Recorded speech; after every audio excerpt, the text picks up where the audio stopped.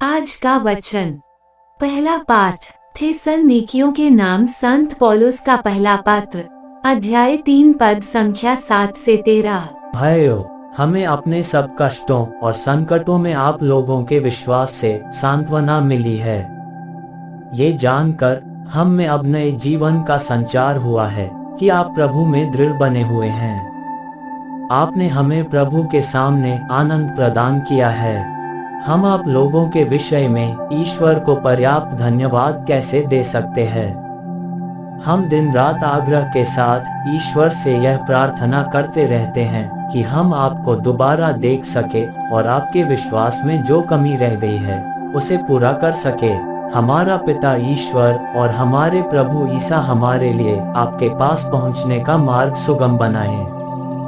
प्रभु ऐसा करें कि जिस तरह हम आप लोगों को प्यार करते हैं उसी तरह आपका प्रेम एक दूसरे के प्रति और सबके प्रति बढ़ता और उमड़ता रहे। इस प्रकार वह उस दिन तक अपने हृदयों को हमारे पिता ईश्वर के सामने पवित्र और निर्दोष बनाए रखें जब हमारे प्रभु ईसा अपने सब संतों के साथ आएंगे।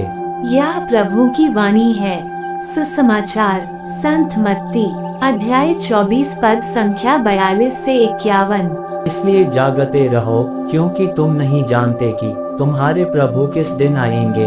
यह अच्छी तरह समझ लो, यदि घर के स्वामी को मालूम होता कि चोर रात के किस पहर आएगा तो वह जागता रहता और अपने घर में सेंध लगने नहीं देता।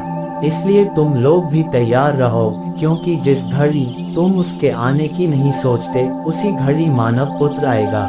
कौन ऐसा ईमानदार और बुद्धिमान सेवक है जिसे उसके स्वामी ने अपने नौकर चाकरों पर नियुक्त किया है ताकि वह समय पर उन्हें रसद बांटा करे। धन्य है वह सेवक जिसका स्वामी आने पर उसे ऐसा करता हुआ पाएगा। मैं तुम लोगों से यह कहता हूँ, वह उसे अपनी सारी संपत्ति पर नियुक्त करेगा। परंतु यदि वह बेईमान सेवक अपने मन में कहे, मेरा स्वामी आने में देर करता है, और वह दूसरे नौकरों को पीटने और शराबियों के साथ खाने पीने लगे, तो उस सेवक का स्वामी ऐसे दिन आएगा जब वह उसकी प्रतीक्षा नहीं कर रहा होगा और ऐसी घड़ी जिसे वह नहीं जान पाएगा। तब स्वामी उसे कोड़े लगवाएगा और धोबियों का दंड देगा। वहाँ वे लोग रोएंगे और दांत पीसते रहेंगे। यह प्रभु का पवित्र सुसमाचार है। आमीन। आज का चिंतन। किसी व्यक्ति की परिपक्वता उसके आंतरिक परिस्थितियों पर निर्भर करता है, जिसे बाहरी परिस्थितियां प्रभावित नहीं कर सकती है।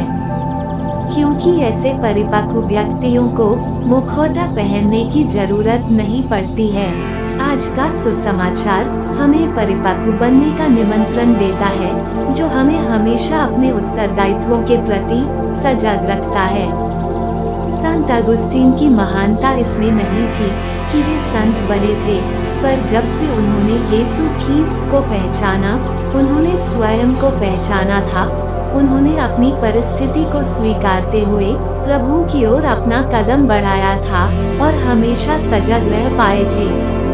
इसलिए शायद वे कहने में सक्षम हो पाए, जब तक मैं आप में विश्राम न कर लूं, मेरी आत्मा व्याकुल है। आमीन।